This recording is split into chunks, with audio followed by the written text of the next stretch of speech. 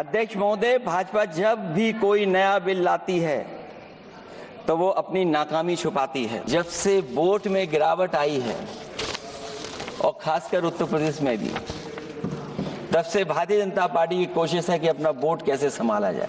तो ये वक्फ बिल जो लाया जा रहा है वो अपनी वोट बैंक को संभालने के लिए और समाज को बांट करके ध्रुवीकरण राजनीतिक लाभ लेने के लिए लाया जा रहा है। कि ये वक्फ बिल जो लेकर के आए कोई उम्मीद लेकर के नहीं आ रहा है, ये सोची समझी रणनीति का हिस्सा है, क्योंकि इनका जो वोट बिखर गया है ये मुस्लिम में भी बंटवारा चाहते हैं।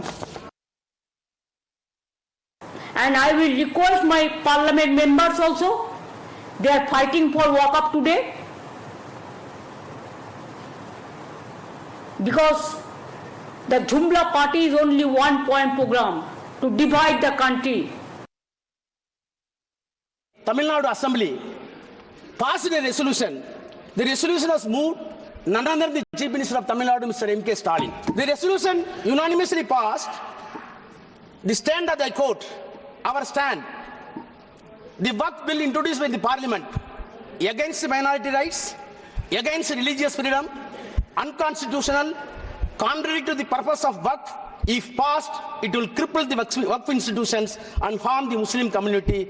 हमें सौगाते मोदी में ईद की सवैयां नहीं चाहिए, हमें सौगाते मोदी में शिक्षा दे दीजिए, हमें सौगाते मोदी में रोजगार दे दीजिए, हमें सौगाते मोदी के अंदर मोहब्बत दे दीजिए। ये जो गोलियां छातियों पर लगती है ये मारना बंद करा दीजिए। हमें सौगाते मोदी में ये कानून देने का काम कर दीजिए। बहुत बहुत धन्यवाद माननीय। And while this is what the India bloc leaders went on to say, let's also get you what Asaduddin Owaisi said in the floor of the House. He went so far as to say that he not just rejects the bill, but also wants to tear the bill because it targets the Muslim community. Listen in. Africa में सफेद farm Africa के कानून को महात्मा गांधी ने कहा था कि ये मेरा कॉन्शियंस इसको मानता नहीं, मैं इस कानून को कबूल नहीं करता हूं।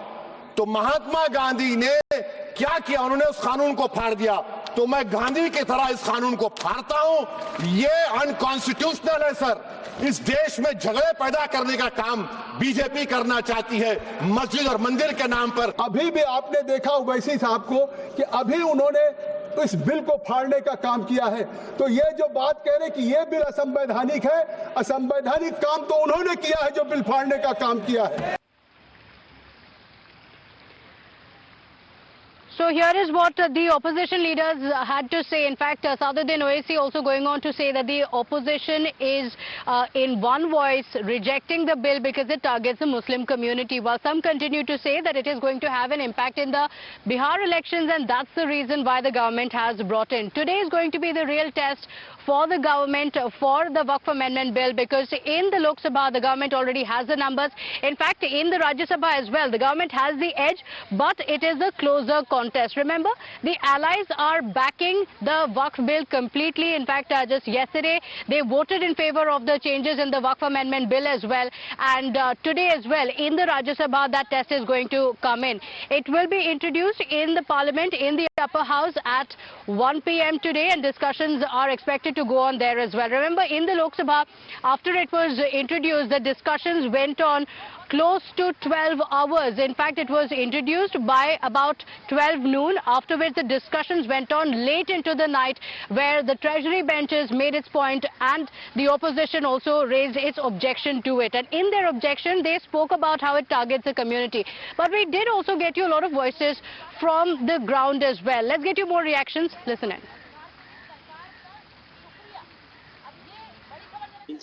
सर, इमरान मसूद का कहना है कि मुसलमानों को रगड़ना था बीजेपी को इस बिल के थ्रू, और उन्होंने रगड़ दिया है।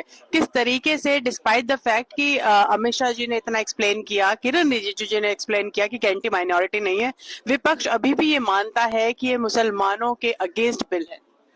यह मुस्लिम नेताओं के अगेंस्ट बिल है। अभी हम लोग ने संभल में देखा कि किस तरह माननीय सांसद स्वयं बिना बिजली कनेक्शन लिए हुए लाखों की बिजली यूज कर रहे थे।